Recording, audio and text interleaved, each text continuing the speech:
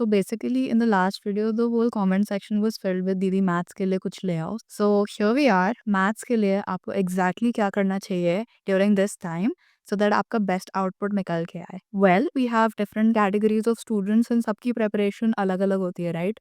So हम basically 3 categories में divide कर सकते हैं. The first category is जिसमें आपको लगता है कि आपकी preparation बहुत अच्छे level पे है and you're scoring very good in your mock test.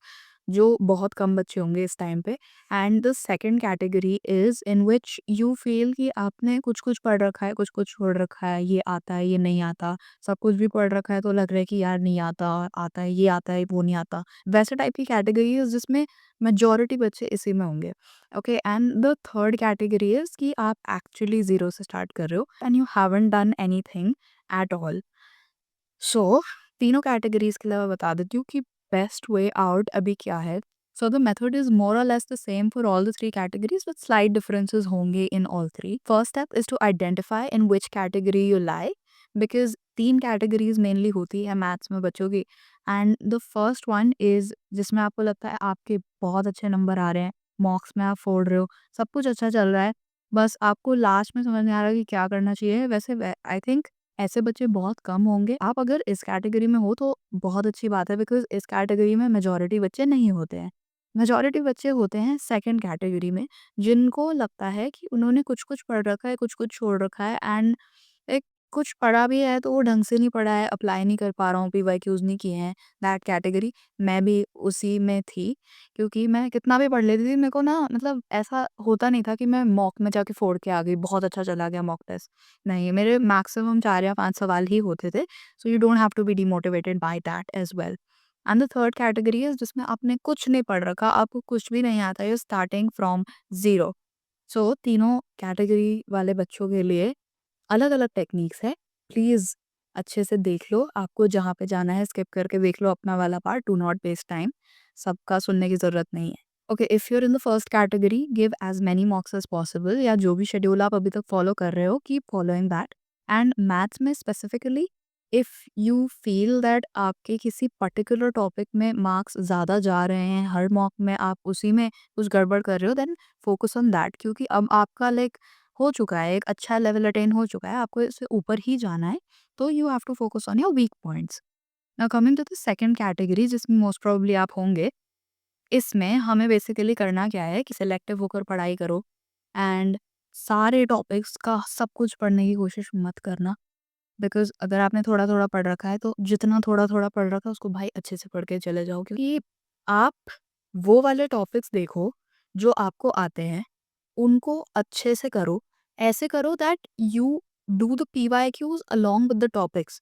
आप उसके नोट्स सॉल्व करो. नोट सॉल्व करने का भी तरीका होता है. आपको ऐसे सॉल्व करना है कि आप पहले नोट्स का, जैसे एक पीडीएफ है, ठीक है? इसमें 32 पेजेज़ है लेट्स से. तो उसमें आप पहले पढ़ रहे हो पहले पेज पे क्या लिखा है, एंड देन मैं करती क्या थी, उसको पढ़ा और फिर पूरा खुद से लिखने की कोशिश करी without looking at the screen. Because मैंने नोट्स तो बनाए नहीं थे. तो मैं स्क्रीन को बिना देखे एक बार खुद से रफ नोटबुक में जल्दी-जल्दी लिख के देखती थी कि यार मेरे से ये वाला टॉपिक लाइक मेरे को समझ आया भी है. मैं नोटबुक को समझाने की कोशिश करती थी कि ये तुझे समझ आया है तो तू नोटबुक को समझा देगी. बट अगर तुझे खुद नहीं समझ आया तो तू नहीं समझा सकती. तो आई एम जस्ट सेइंग कि अभी कुछ नया पढ़ने का ट्राई मत करो, बट आपको जो आता है ऑलरेडी, थोड़ा बहुत तो आपने पढ़ा होगा, वो वाले टॉपिक्स आप स्ट्रॉन्ग करो so that you reach a level that you are able to do the PYQs comfortably. And mock test में भी आप वो गलत नहीं करके आ रहे हो टॉपिक. एक ठीक है, कुछ चीज़ें होती है जो आपके हाथ में नहीं होती, बट स्टिल आप अपना बेस्ट तो दो. तब जाकर ही तो आप बोल सकते हो ना कि हाँ, मैंने कोशिश करी, अब नहीं हुआ तो नहीं हुआ, it's not in my hands.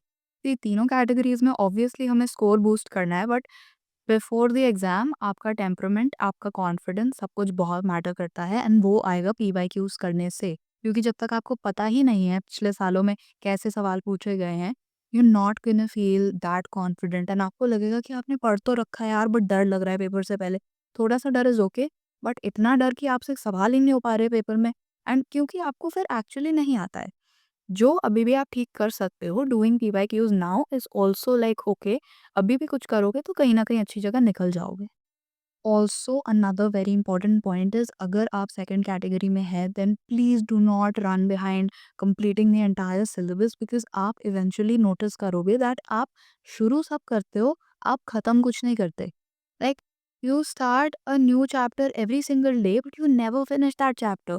And ये सही नहीं है बिकॉज़ आप कुछ पढ़ लोगे, फिर आपको लगेगा यार ये भी पढ़ लेता हूँ, वो भी पढ़ लेता हूँ, इससे आपका कोई भला नहीं होगा। प्लीज़ जो आपको ऑलरेडी आता है या तो उस पे फ़ोकस करो, या एक नई चीज़ शुरू कर भी रहे हो तो उसे ख़त्म करो। या फिर कुछ ऐसे टॉपिक्स हैं जिनसे डायरेक्ट एंड ईज़ी सवाल आते हैं, जैसे कि पैराबोलास का जो बिगिनिंग वाला पार्ट है, सर्कल हो गए, एलिप्स हो गया, ये सारे जो कोऑर्डिनेट वाले चैप्टर्स हो गए। इसके अलावा वेक्टर्स इन 3D ये वाले भी ईज़ी-ईज़ी चैप्टर्स हैं जो आप कर सकते हो। इससे भी मतलब वो प्रोसीजर बेस्ड सवाल आएँगे जिनसे आपको देख के पता लग जाएगा कि यार इसमें ना एक स्पेसिफिक मेथड ही होता है जो आपने फॉलो करना होता है।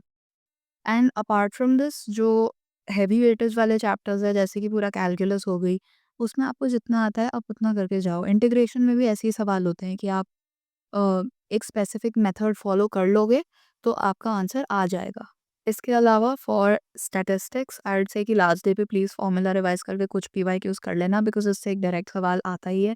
एंड प्रोबेबिलिटी एज़ वेल अगर आपने पढ़ रखी है, अभी तो आई वुड से कि मत ही छूना, बट अगर आपने पहले पढ़ रखी है तो उसको अच्छे से रिवाइज़ करके जाओ, क्योंकि वो सारे टॉपिक्स के लिए अप्लाई करता है कि सबको अच्छे से रिवाइज़ करके जाओ। बट प्रोबेबिलिटी, पीएनसी इनमें भी कुछ ऐसे स्पेसिफिक सवाल होते हैं जो हर साल आते ही हैं। आप जैसे पीवाईक्यूज़ करोगे ना, आप ट्रेंड एनालाइज़ कर सकते हो खुद ही। Like once you start doing the PYQs आपको समझ आने लग जाता है कि यार ऐसे ही सवाल आ रहे हैं, इतना टफ नहीं है जितना आप बना रहे हो अपने लिए। ऑल्सो एक वियर्ड फैक्ट जो मुझे ड्रॉप ईयर के टाइम ही पता चला था कि मैथ्स मेजॉरिटी लोगों की खराब ही होती है।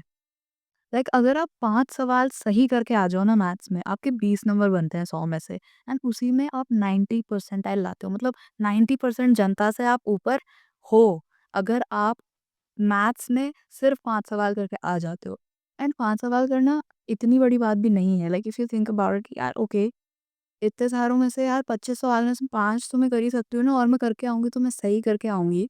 तो ऑलरेडी मैं बहुत लोगों से आगे हूँ। Coming to the third category जो है वो बच्चे जिन्होंने कुछ भी नहीं पढ़ रखा है मैथ्स में। सो आई से कि अभी तक क्या कर रहे थे, I mean okay, no I am here to help you out. डांट तो चलो आप खुद को भी रहे ही होंगे प्रॉब्ली, बट हाँ, अगर आपने कुछ भी नहीं पढ़ा है देन आई वुड से कि फिजिक्स और केमिस्ट्री में स्कोर करने की कोशिश करो, बिकॉज यहाँ पर मेंस में at least we don't have a subject wise cut off that you have to clear, and आपको मैक्सिमम स्कोर लाने की कोशिश करनी है। बट अगर आपको तभी भी लगता है कि मेंस में आपका फिजिक्स केमिस्ट्री सही चल रहा है बट आपका मैथ एकदम बर्बाद हो रखा है, तो आप दो चार ऐसे चैप्टर्स उठा लो और उनको फिर मंजिल से पढ़ो, और उनको अच्छे से करके जाओ, उनके पीवाईक्यूज़ करके जाओ कि अगर उन पे सवाल आता है तो एटलीस्ट 2 या 3 सवाल आप बना के आ जाओ। यहाँ पे main focus is not on getting a full score in maths in your first attempt itself. The main goal here is to get the maximum score possible so that आपका सिलेक्शन जनवरी में ही हो जाए, एटलीस्ट मेंस का cut off clear, ताकि आप advance के लिए appear कर सको एंड आपकी पूरी मैथ्स ना छूट जाए। लाइक ऐसा ना हो कि 1 महीने से आपने बिल्कुल मैथ्स नहीं पढ़ी है एंड जस्ट जेई मेंस के बाद आप पढ़ना स्टार्ट कर रहे हो। It shouldn't be the case, because यहाँ पे ऐसा है कि आप एकदम से शुरू करोगे ना जेईई मेंस के बाद, हो सकता है आप में से बहुत सारे लोग 12th में भी होंगे, तो आपके बोर्ड्स आ जाएँगे, फिर आप पढ़ ही नहीं पाओगे कभी। Right now it is the right time to start maths, अगर आपने अभी तक नहीं करी है। स्टार्ट कर लो, कहीं न कहीं अच्छी जगह पहुँच जाओगे, क्योंकि जो मेंस में आपके लिए सवाल आएगा, वो आप बस करके आ जाओ। अगर वो ईज़ी या मीडियम कैटेगरी का हो, सारे टफ सवाल से नहीं भिड़ना है। That's not how you score in an exam. आपको सबसे पहले ईज़ी एंड मीडियम सवाल करने हैं, ओके?